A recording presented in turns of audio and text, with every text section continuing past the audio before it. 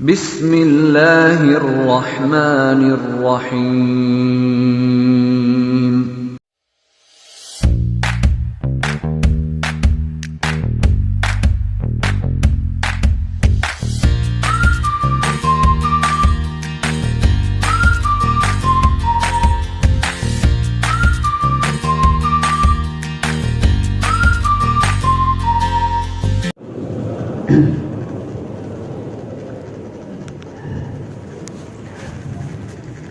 Innal hamdalillah nasta'inuhu wa nastaghfiruhu wa nu'minu bihi wa natawakkalu 'alayhi wa na'udzu bihi min shururi anfusina wa min sayyiati a'malina man yahdihillahu fala mudilla lahu wa man yudlilhu fala hadiya lahu أشهد أن لا إله إلا الله وحده لا شريك له وأشهد أن سيدنا وحبيبنا ومولانا محمدا عبده ورسوله اللهم صل وسلم وبارك عليه وعلى آله وأصحابه والتابعين لهم بإحسان إلى يوم الدين أما بعد وقد قال تعالى في كتابه الكريم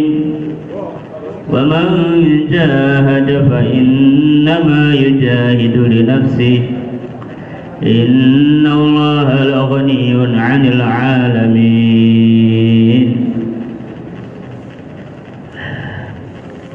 Hadirin dimuliakan oleh Allah Ta'ala, datang kita ke majelis ini ada satu usaha besar, usaha bagaimana kita ini selamat dunia akhirat. Ini perkara besar. Datang ke sini gitu dalam rangka usaha bagaimana tambah hari hubungan kita kepada Allah Ta'ala tambah baik, yakinnya tambah mantap, amalannya tambah mantap, bertambah kuantitasnya, bertambah kualitasnya, sehingga semakin sering duduk dalam majelis ilmu, dalam majelis bayat, tambah meningkat, bertambah, sampai akhirnya layak nanti di akhirat mendapat derajat setinggi-tingginya derajat. Maka ini usaha penting. Datang kita ke malam Jumat ini perkara besar, harus kita agungkan betul-betul. Sudah ini perkara besar, berada di satu malam yang begitu mulia, itu malam Jumat, Sayyidul Ayyam. Maka hadirin dimuliakan oleh Allah Ta'ala, mesti kita bersyukur kepada Allah Ta'ala yang telah memudahkan diri kita ini hadir ke majelis ini dengan sering kita mengucapkan alhamdulillah, bersyukur. Maka bisa duduk di sini alhamdulillah, syukur. Jangan ngersulo, jangan gerundel. Jadi saya tadi itu mau di rumah ya, dipaksa-paksa sama temen ya, berangkat juga. Maka sekarang ini berterima kasih kepada Allah, bersyukur kepada Allah, terpaksa kita duduk dalam suasana kebaikan. Keterpaksaan kita duduk dalam suasana kebaikan itu kebaikan, berarti hakikatnya kita ini dipaksa masuk ke surga. Kiai kami itu sering ngasih nasihat kepada kami guru-guru di pesantren, para ustaz. Kalian ini bersyukur punya santri di pesantren, sehingga tidak terasa kalian ini terpaksa terjaga sholat berjamaahnya. Dengan terpaksa terjaga, ya bagaimana nggak terjaga? Wong ngopeni santri biar sholat jamaah terjaga. Akhirnya kita pun terpaksa sholat jamaah, terpaksa malam hari bangun. Untuk apa? Bangunkan santri-santri sholat tahajud. Akhirnya terpaksa bangun malam, terpaksa pagi hari ngajar, duduk dalam majelis ilmu, buka kitab, ngajar kitab beberapa jam. Terpaksa tiap siang kemudian nunggu halaqah Al-Quran, tahfidz, anak-anak menghafal Quran. Jadi terpaksa duduk dalam suasana kebaikan. Ini terpaksa yang baik. Coba kalau tidak punya santri, mungkin kamu jam 7 sampai jam 10 itu bukan di kelas tapi di ladang. Malam pun mungkin nggak bisa bangun karena nggak ada yang dibangunkan. Baca Quran pun mungkin nggak sempat, tapi dengan punya santri akhirnya menyempatkan diri baca Quran bersama santri-santrinya. Sama kita pun demikian, punya teman-teman ahbab 4 bulan, akhirnya diajak duduk taklim, diajak duduk di nusroh jamaah, diajak keluar 4 bulan, diajak keluar 40 hari. Diterpaksa kita dalam suasana kebaikan yang baik. Hadirin dimuliakan oleh Allah Ta'ala. Makanya suasana-suasana yang ada, yang kita buat ini adalah anugerah dari Allah Ta'ala. Dan kita ingat-ingat dan perlu kita renungi betul-betul.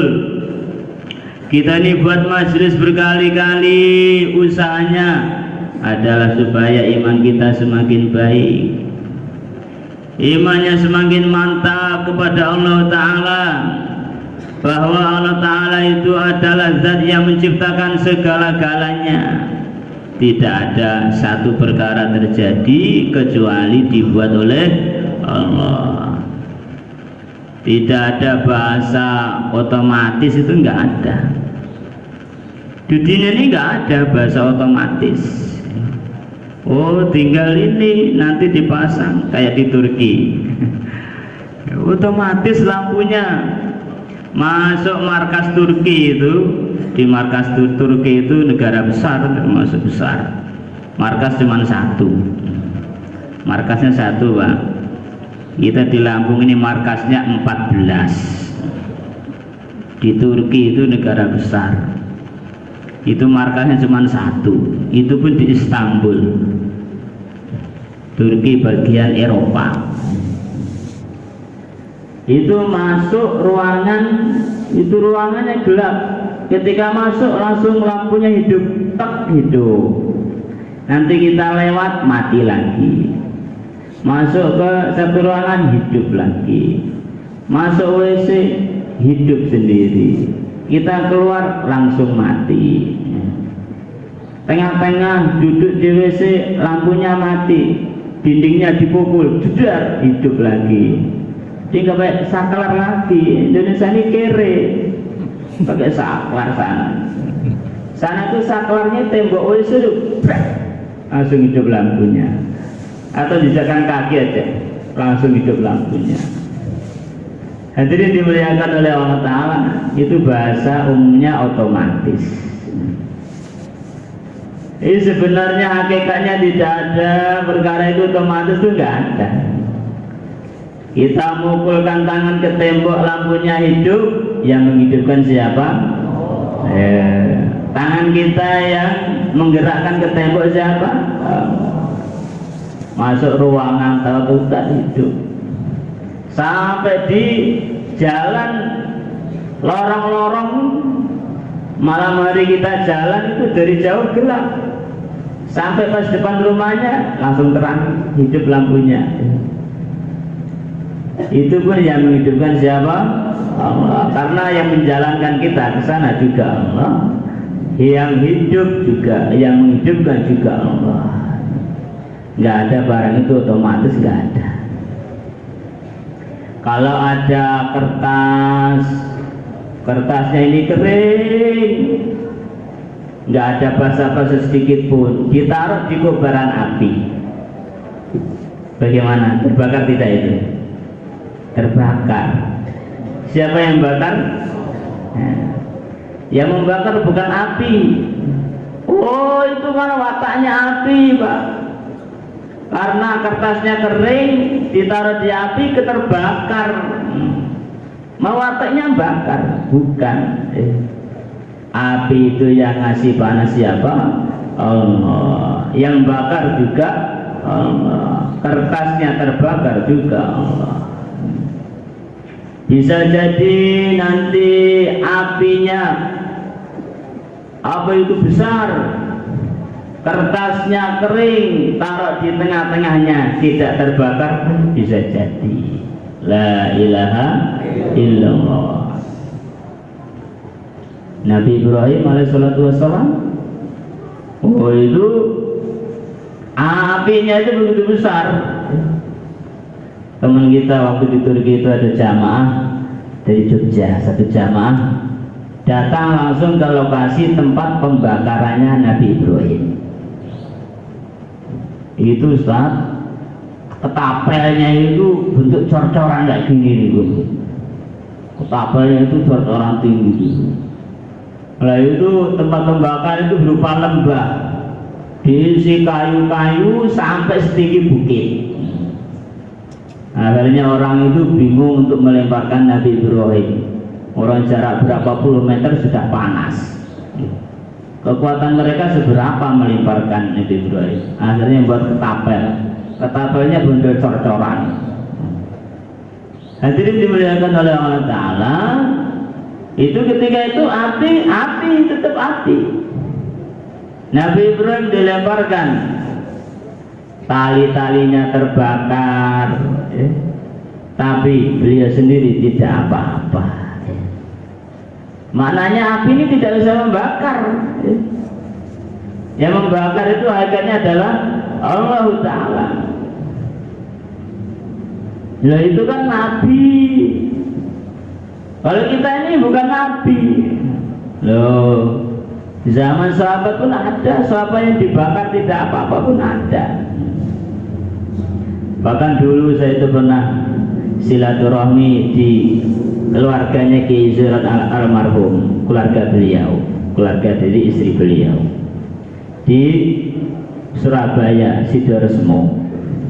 Itu ada kiai namanya Kiai Lukman, kita silaturahmi. Beliau cerita, mbah saya itu namanya Syekh Ali Akbar.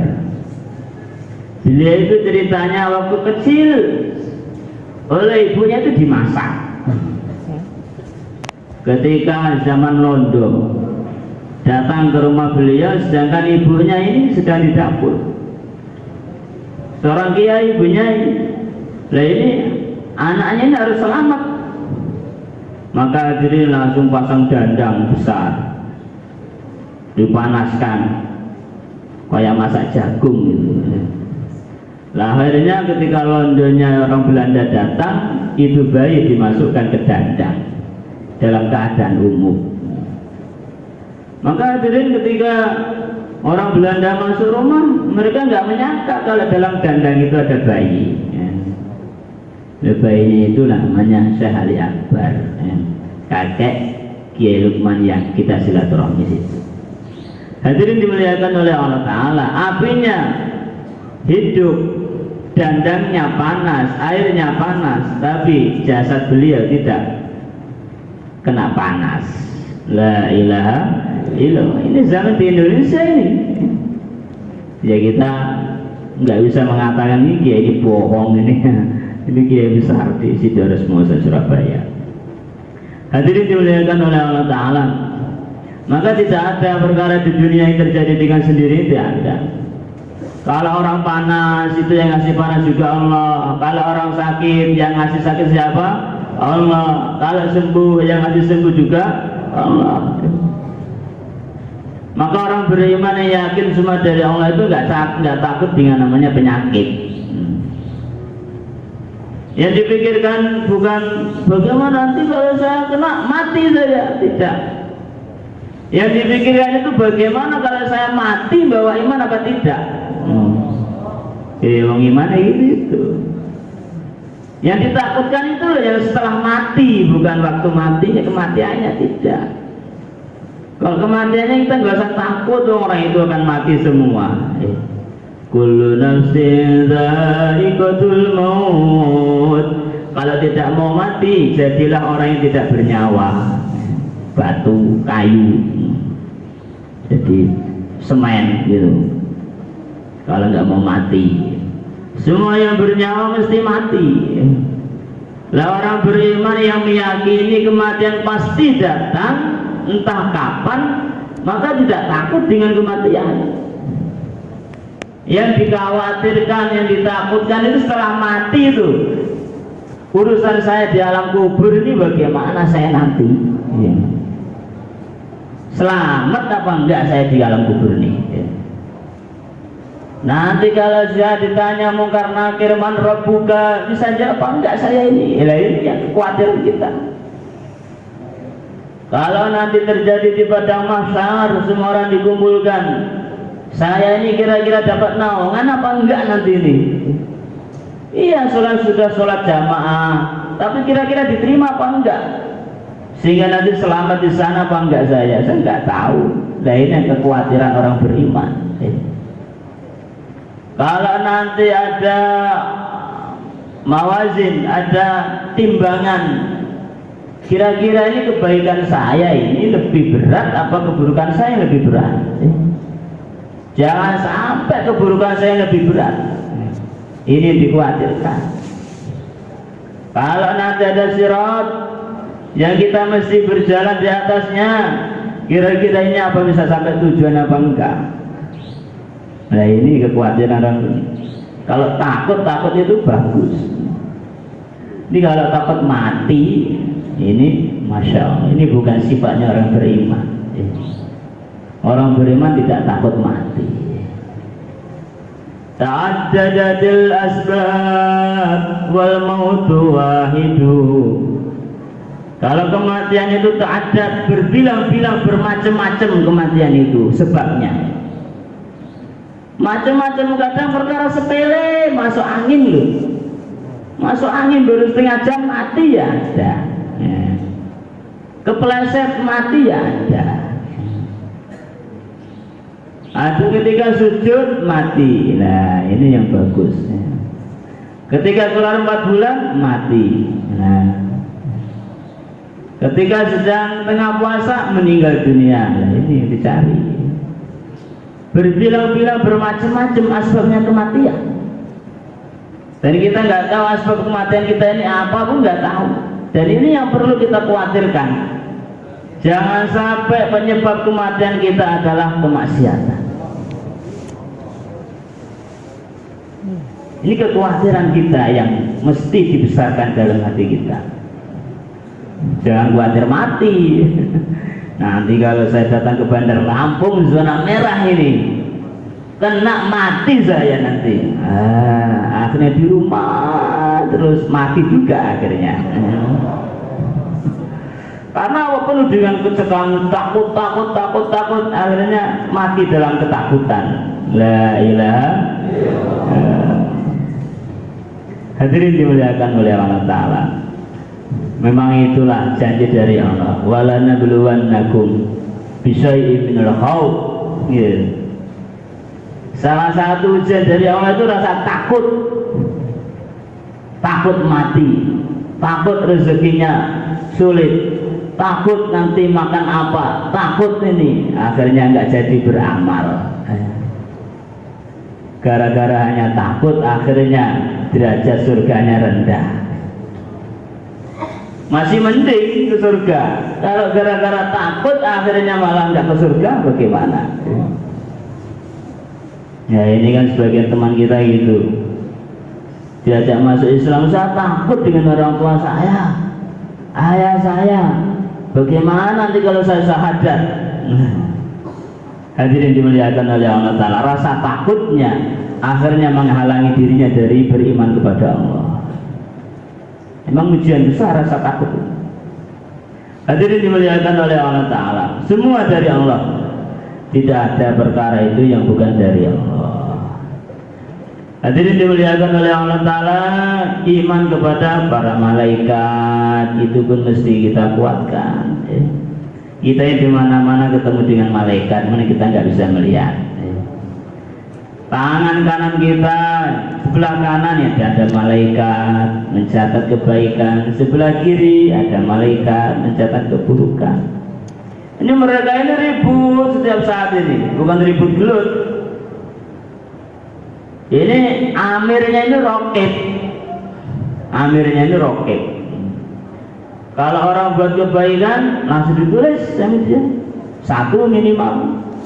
Nanti digandakan 10, bisa berlipat-lipat. Wallahu yudhi'u liman yasha.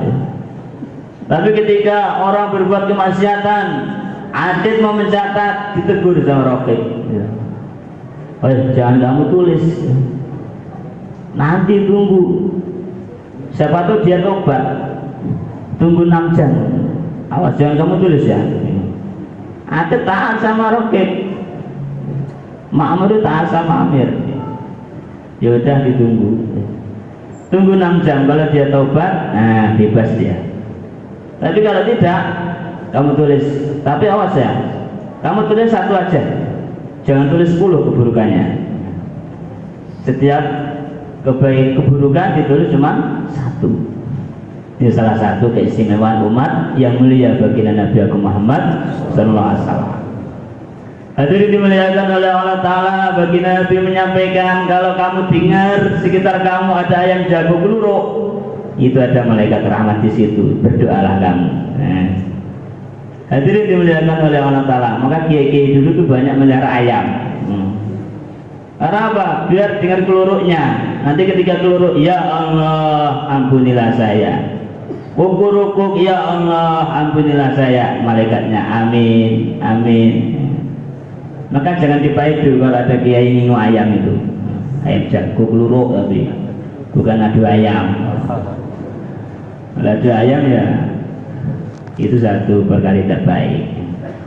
Hadirin dimuliakan oleh Allah Ta'ala, sekeliling kita banyak para malaikat. Maka mesti kita ini selalu merasa banyak malaikat melihat kita, mengawasi kita, dan mereka akan terus mencatat amalan kita dan akan melaporkannya kepada Allah. Setiap hari, pagi hari gantian shift malam dengan shift siang. Nanti sore hari gantian mereka melaporkan, ada yang turun, ada yang naik, ada yang turun tiap hari untuk mengangkat amalan-amalan kita. Hadirin dimuliakan oleh Allah Ta'ala, iman kepada para Rasul, kita mesti yakini di dunia ini banyak utusan-utusan Allah, banyak sekali utusan-utusan Allah Ta'ala yang telah diantar ke muka bumi untuk mengusahakan bagaimana orang ini taat kepada Allah selamat dunia dan di akhirat. Terakhir yang mulia baginda Nabi Agung Muhammad sallallahu alaihi wasallam, kita ini dikasih utusan orang yang paling mulia, orang yang namanya bersandingan dengan namanya Allah Ta'ala. Hadirin dimuliakan oleh Allah Ta'ala, orang yang tidak punya cacat sedikit pun, badannya sempurna, ilmunya sempurna, apa-apanya sempurna baginda Nabi, sehingga beliau pun sampai sekarang jasadnya sudah meninggal tapi beliau masih hidup. Sehingga sebagian ulama berpendapat dalam kitab Tanwirul Qulub fi Muamalati Alamil Wuyub, ada sebagian ulama berpendapat istri-istri baginda Nabi ini nggak punya iddah, nggak punya iddah, karena baginda Nabi masih hidup, jasadnya sudah nggak ada, beliau masih hidup, sehingga nggak ada orang yang menikahi istri-istri baginda Nabi Agung Muhammad sallallahu alaihi wasallam. Hadirin dimuliakan oleh Allah Ta'ala, ada seorang ulama datang ke makam yang mulia Rasulullah sallallahu alaihi wasallam. Begitu cintanya dengan Rasulullah sallallahu alaihi wasallam, punya keyakinan kalau baginda Nabi masih hidup, maka dia menjulurkan tangannya ke makamnya yang mulia baginda Nabi Agung Muhammad sallallahu alaihi wasallam. Beliau mengatakan, ya Rasulullah, genggamlah tangan saya ini, ingin salaman. Maka orang-orang sekeliling beliau melihat ada tangan keluar dari makamnya baginda Nabi Agung Muhammad SAW, salaman dengan ulama ini. Ini dalam kitab Tanwirul Qulub. Hadirin dimuliakan oleh Allah Ta'ala, itu Nabi kita, orang yang mesti kita ikuti. Diutusnya para Rasul ke muka bumi ini untuk diikuti oleh umatnya. Maka yang mulia, kita sebagai umatnya yang mulia baginda Nabi Agung Muhammad SAW, mesti kita usaha mengikuti beliau 24 jam. Insyaallah hadirin.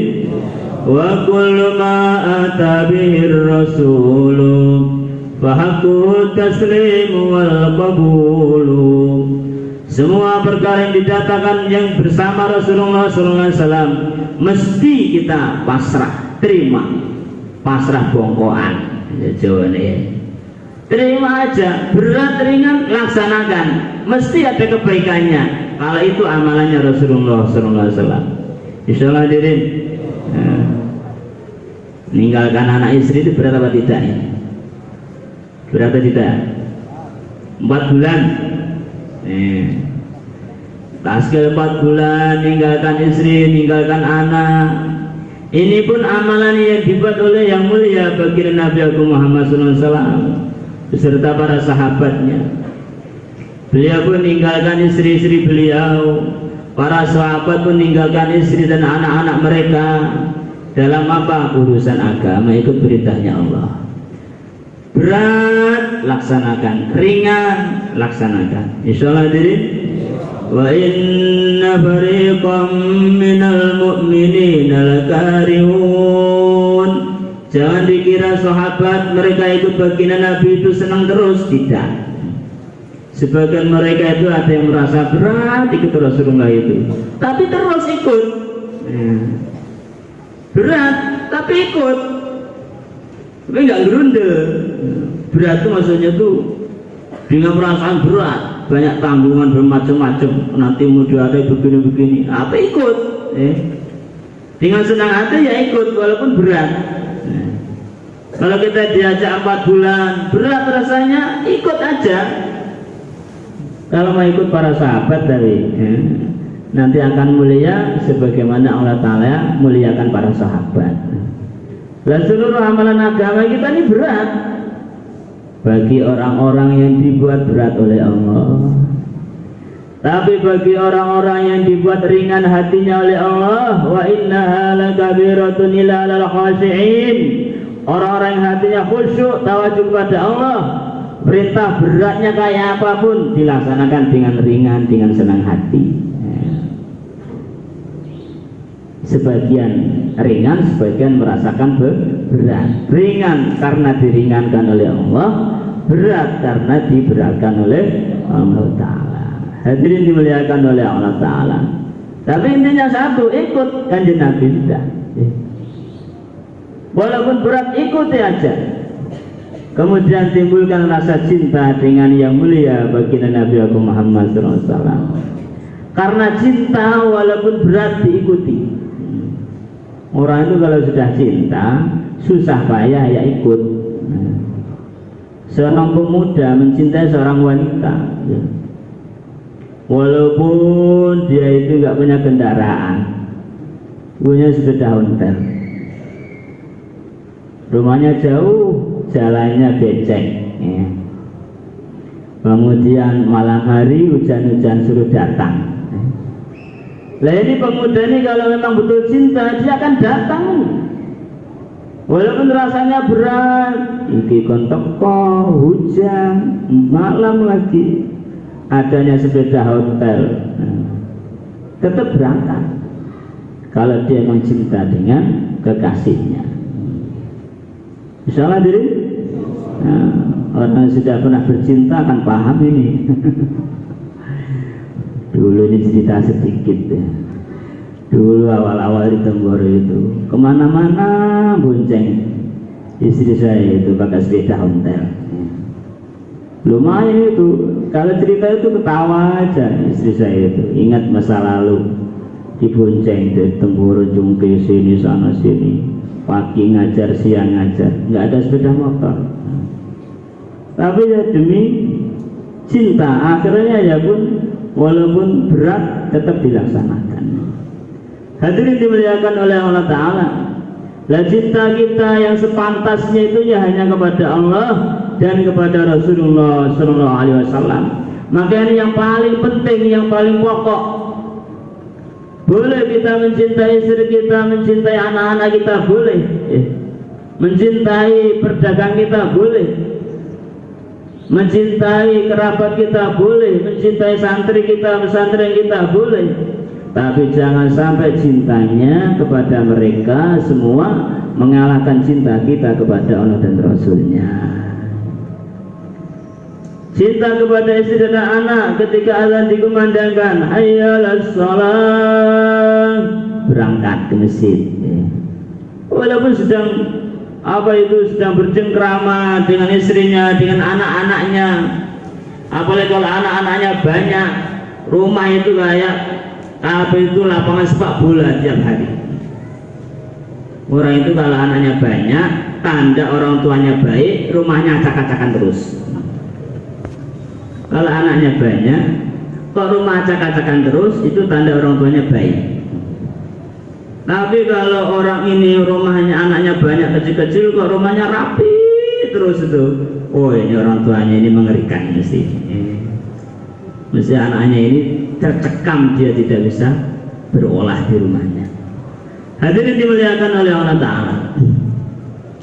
Maka cinta yang paling utama kepada Allah dan Rasulnya yang mulia baginda Nabi Agung Muhammad Sallallahu Alaihi Wasallam, itu iman kepada baginda Nabi, suruh ikut pada beliau 24 jam. Insyaallah hadirin dimuliakan oleh Allah Ta'ala, iman kepada Al-Quran, pada kitab-kitab Allah, terutama Al-Quran. Bagaimana caranya? Ngamalkan, usaha mengamalkan Al-Quran, seluruh apa yang di dalamnya. Berat ringan usaha mengamalkan, belum usaha istighfar.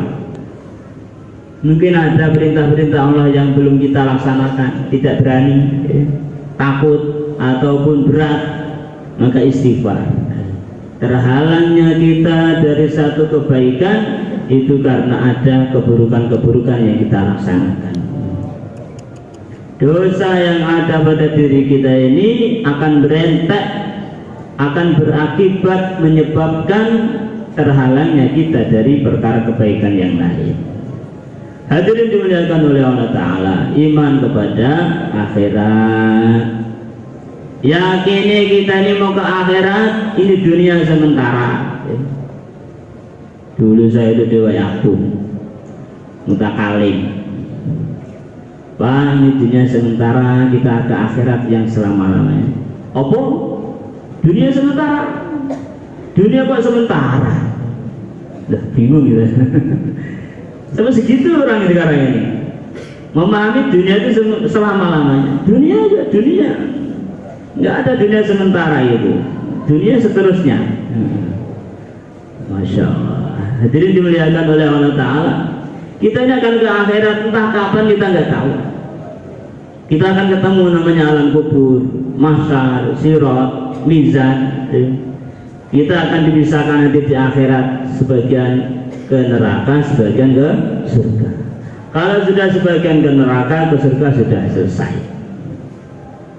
Wah, itu perjalanannya lama sekali itu, berjuta-juta tahun sampai pemisahan surga neraka itu. Maka hadirin dimuliakan oleh Allah Ta'ala, mesti kita buat persiapan sebanyak-banyaknya. Insyaallah hadirin. Hadirin dimuliakan oleh Allah Ta'ala, bagi Nabi menyampaikan, kamu tahu nggak ada orang bangkrut? Siapa orang bangkrut itu? Kata sebagian para sahabat, mereka yang nggak punya duit. Mereka nggak punya duit. Kata baginda Nabi, orang yang bangkrut itu orang yang datang ke akhirat membawa amalan banyak, tapi karena dia telah satama hadza wa saqa kadzaba hadza, dia sudah menzalama hadza, sudah mencaci ini, zalim kepada si fulan, bohong kepada si fulan, begini-begini, akhirnya semua orang nuntut kebaikan dia. digerogoti satu persatu, diambil habis. Akhirnya si tombok yang nuntut masih banyak, akhirnya keburukan yang nuntut itu ditumpulkan kepada orang tersebut, bangkrut. Bukannya kalau impas mending, ini bangkrut, membawa kebaikan banyak, akhirnya dapat keburukan banyak. Kebaikannya habis, yang ada tinggal keburukan. Ya udah, berisiko di akhirat selama-lamanya. Hadirin dimuliakan oleh Allah Ta'ala, mesti usaha kita ini mikirkan ini. Bagaimana amalan kita semakin banyak, semakin banyak, semakin banyak. Hadirin, sebenarnya ada satu jalan yang penting sekali untuk memperbanyak amalan ini. Dengan apa? Dengan usaha dakwah ini. Kalau malam Lailatul Qadar, orang ibadah ketika malam Lailatul Qadar itu dilipat gandakan, bahkan lebih baik daripada beramal 1000 bulan. 1000 bulan terbatas. Ya. Hadirin dimuliakan oleh Allah Ta'ala. Sedangkan kalau orang itu mau dakwah, di sana mikirkan kebaikan, di sana mikirkan kebaikan, di kampung sana mikirkan kebaikan, mengusahakan satu kampung ini baik, satu kampung ini baik, satu negara ini baik, maka hadirin di akhirat nanti dia akan punya simpanan amal yang tidak disangka-sangka. Ketika kita datang satu masjid, satu kampung, kita doa, ya Allah berilah hidayah ahli kampung sini, ya Allah jadikanlah kami sebidayah, bukalah hati mereka. Ketika kita datang 3 hari itu nggak ada perubahan, pindah. Besoknya ada jamaah ke situ, sama mereka mikirkan silaturahmi, nggak ada perubahan. Pindah lagi. 10 tahun, 30 tahun baru ada perubahan. Satu kampung ternyata tobat semua, jadi orang soleh semua. Maka yang pertama kali datang yang pernah doa, maka dia pun akan dapat bagian pahala mereka. Maka orang itu kalau memikirkan orang lain, memikirkan kampung yang lain supaya jadi orang baik semua, maka dia nanti akan terbelalak di akhirat, pahalanya bertumpuk-tumpuk. Wa yarzuquhu min haitsu la yahtasib, dia akan dapat rezeki di akhirat yang tidak disangka-sangka. Bukan rezeki duit, rezeki yang paling penting rezeki pahala, rezeki yang tidak disangka-sangka. Saya keluar ke satu kampung ini, taskiran cuma 1, tapi karena doanya untuk satu kampung, maka ternyata pahalanya pahala satu kampung. Maka ini orang dakwah, ini orang istimewa, ini orang aneh. Aneh bagaimana nggak aneh? Ujiannya seluruh alam. Datang silaturahmi ke rumah-rumah, cuma dapat 5 rumah, tapi niatnya ke seluruh alam. Pinter ini orang dakwah. Memang pencetus kita usaha dakwah ini ulama-ulama, orang cerdas-cerdas, orang pinter-pinter.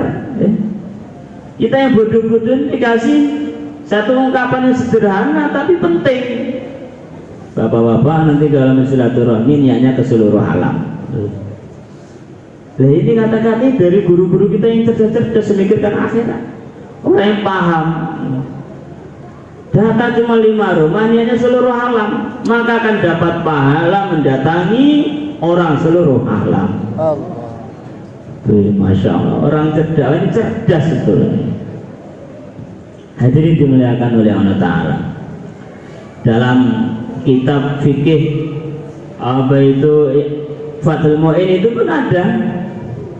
Itu seorang di situ disampaikan oleh musannifnya, kalau kamu salam habis sholat ke sebelah kanan, jangan sekedar salam saja, niatkan menyalami orang-orang beriman, laki-laki, wanita, jin, manusia, diniati salami semua mereka sampai ke kutub utara sana. Kita ini nyalami satu orang itu sudah dapat pahala besar, apalagi niatnya salam ke seluruh orang Islam, orang beriman, jin, manusia sampai ke kutub utara. Berapa orang beriman sampai ke sana? Belum malaikatnya. Hadirin dimuliakan oleh Allah, sehingga orang sholat sama-sama sholat 2 rakaat, yang satu orang ini dengan niat yang benar borong pahala seluruh alam. Nanti salam sebelah kiri pun demikian, niatnya menyalami orang-orang sebelah kiri, orang beriman, laki-laki, wanita, jin, manusia, malaikat, semua disalami semua sampai ke kutub selatan sana, dapat pahala salam kepada seluruh orang di kutub selatan sana. Itu cerdas itu yang ngarang itu.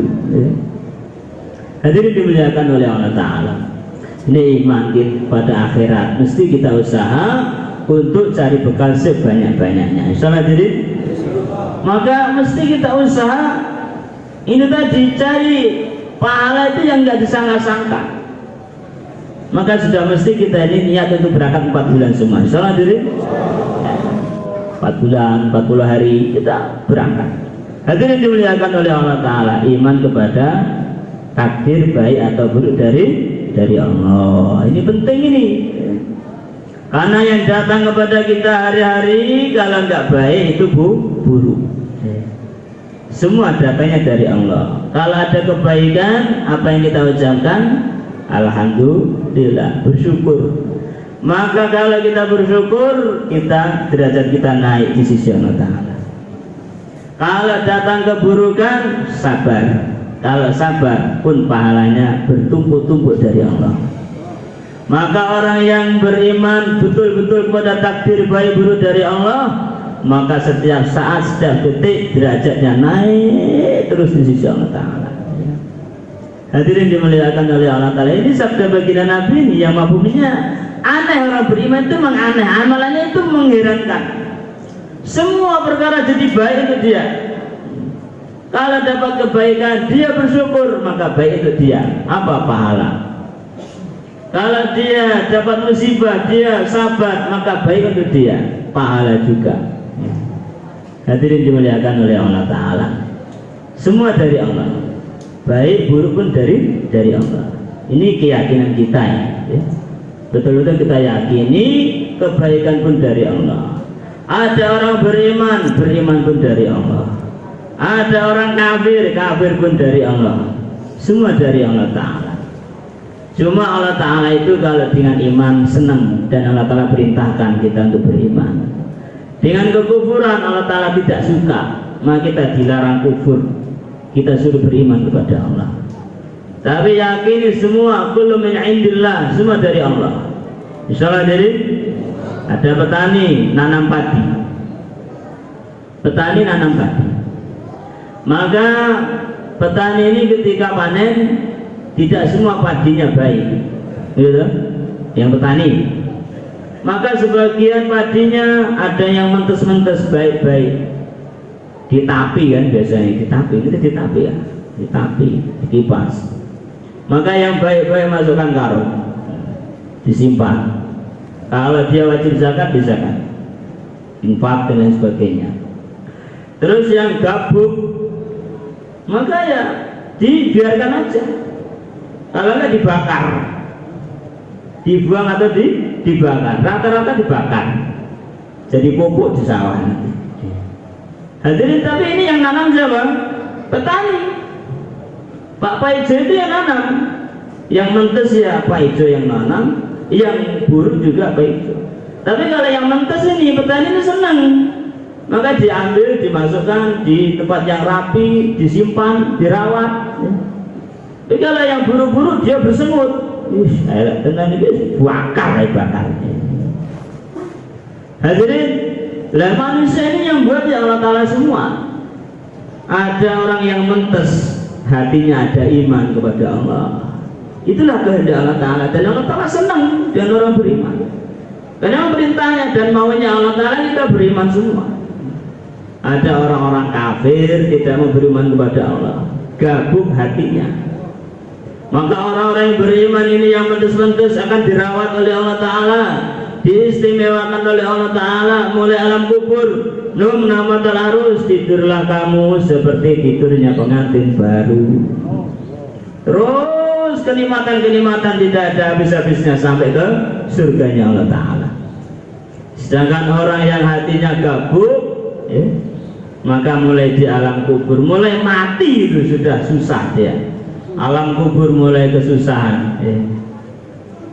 Wong gabuk aja yuk bakar aja. Akhirnya dibakar di neraka yang selama-lamanya. Hadirin dimuliakan oleh Allah Ta'ala, ini semua yang buat Allah Ta'ala. Allah Ta'ala nggak suka dengan kekafiran, dengan kemaksiatan. Allah Ta'ala suka dengan iman, dengan amal soleh. Hadirin dimuliakan oleh Allah Ta'ala, ini iman dengan takdir baru dari Allah Ta'ala. Hadirin dimuliakan oleh Allah Ta'ala, maka dari iman yang betul itu nanti akhirnya kita akan mudah untuk beramal. Modalnya iman ini. Yang bani alai kullu khair, kata seorang ulama Muhammad ibn Yusuf. Beliau menyampaikan, yang bani alai kullu khair, semua kebaikan akan timbul dari iman yang benar kepada Allah, kepada hari akhir, kepada takdir dan lain sebagainya. Akan sholat akan jadi semangat, membaca Quran jadi semangat, zikir jadi semangat, ngaji pun jadi semangat, semua akan jadi semangat, ada gairah untuk beramal. Hadirin dimuliakan oleh Allah Ta'ala, maka usaha kita setelah perbaikan iman ini, perbaikan amal itu akan dimudahkan kalau kita ada usaha. Maka usaha kita bagaimana sholat kita semakin baik, insya Allah. Hadirin, terus usaha lagi, sholat lagi yang baik, tambah khusyuk, taklimnya pun diperbaiki lagi, tambah sungguh-sungguh, sehingga nanti ilmu-ilmu taklim masuk dalam diri kita, tambah semangat lagi. Kalau bisa anak-anak kita masukkan ke pesantren supaya tahu ilmu agama yang benar, sehingga nanti akan mengangkat derajat kita. Suruh mereka ngapal Quran sehingga nanti kita akan dapat mahkota di akhirat, di surganya Allah Ta'ala. Diangkat derajat kita setinggi-tingginya kalau kita punya anak yang hafal Quran. Hadirin dimuliakan oleh Allah Ta'ala, kita pun demikian, zikirnya dijaga dengan sungguh-sungguh, kemudian akhlak kita perbaiki. Kalau ada orang buat buruk dengan kita, jangan kita balas. Insyaallah hadirin, dicaci maki, tersenyum aja. Siapa yang menggerakkan teman kita nyaci maki? Kembali kepada iman. Kalau imannya baik, tidak akan balas. Tapi terus kalau balas bukan terus imannya buruk, tidak. Zaman Nabi terjadi, Sayyidina Abu Bakar Siddiq dicaci maki orang, lama dicaci maki. Beliau baginda Nabi tersenyum melihat Abu Bakar ini diam dicaci maki. Lama-lama sabarnya pun hilang. Ganti marah Abu Bakar Siddiq, langsung baginda Nabi pergi. Dikejar dalam Abu Bakar Siddiq, wahai Rasul, ada apa tadi engkau tersenyum melihat saya dicaci maki? Bukannya nolong saya, malah tersenyum aja melihat saya dicaci maki. Ketika saya balas, engkau malah pergi. Wahai Abu Bakar, tadi itu ketika kamu dicaci maki, malaikat itu berduyun-duyun datang kepada kamu, membantu kamu itu. Tapi ketika kamu itu balas marah, malaikatnya pergi, yang datang itu berkerumunan setan. Akhirnya saya pergi, saya nggak mau melihat setan. Hadirin dimuliakan oleh Allah Ta'ala, maka kalau kita dicaci maki, kita digunjing orang, sudah nggak bisa balas, itu adalah pahala untuk kita. Insyaallah hadirin, rasakan itu Allah Ta'ala yang gerakkan, bibirnya Allah Ta'ala yang gerakkan, polanya juga Allah Ta'ala yang gerakkan. Tinggal kita, ya Allah berilah dia hidayah, ya Allah ampunilah saya. Kan enak. Kalau kita dicaci maki, dizalimi, kita banyak doa. Insyaallah hadirin, hadirin dimuliakan oleh Allah Ta'ala, ini dicontohkan oleh para sahabat, orang-orang mulia, oleh baginda Nabi. Kemudian hadirin, maka untuk mengusahakan daripada amalan-amalan iman yang baik, amal yang baik itu perlu usaha. Usaha yang pertama yang paling penting itu adalah doa. Kita mesti banyak doa supaya dapat iman yang baik, amal yang baik, sholat yang khusyuk. Itu doa, itu bisa sholat yang khusyuk itu. Nabi Ibrahim itu sudah orang mulia itu. Bapaknya para nabi, para rasul, ya Nabi Ibrahim. kakeknya yang mulia baginda Nabi Muhammad SAW ya Nabi Ibrahim. Beliau doa, Rabbi ja'alni muqimas salati wa min dzurriyyati Rabbana wa taqabbal du'a. Nabi Ibrahim doa minta salat yang baik. Kok kita ini bukan siapa-siapa, doanya minta duit terus, doanya minta duit terus. Doanya itu kalau dizalim orang doa, ya Allah balas saja ya Allah, aku tidak terima ya Allah. Doanya itu doa yang baik. Salat kita ini belum baik doa. Anak kita yang pesantren itu banyak nakal-nakal, doa ya Allah, banyak doa. Insyaallah hadirin, ini banyak ini yang anak nakal-nakal di pondok ini untuk membuat saya. Banyak doa ya Allah, perbaikilah anak saya. Ini ada seorang ulama ini, biasa Pak, orang punya anak nakal itu bukan satu perkara yang aneh. Dulu itu ada kiai punya anak nakal, nggak mau ngaji. Tapi orang tua mesti punya pikir yang kuat, bagaimana anak saya jadi orang alim. Pokoknya tak doakan terus. Akhirnya beliau melihat anaknya ini nakal, nggak mau ngaji dulu, padahal kiai besar, pengarang tafsir Jalalain, Syekh Jalaluddin Asyuyuti. Beliau akhirnya ngajak ini anaknya, nak nanti malam ikut ayah ya. Kemana? Ke makam kakek. Maka diajak ke makam kakeknya. Maka di situ nanti saya mau doa, kamu amini ya. Ya. Maka dia doa, ya Allah perbaikilah anak saya ini yang di samping saya ya Allah. Kalau engkau tidak menghendaki kebaikan ya Allah, maka matikan saya aja anak saya ini ya Allah.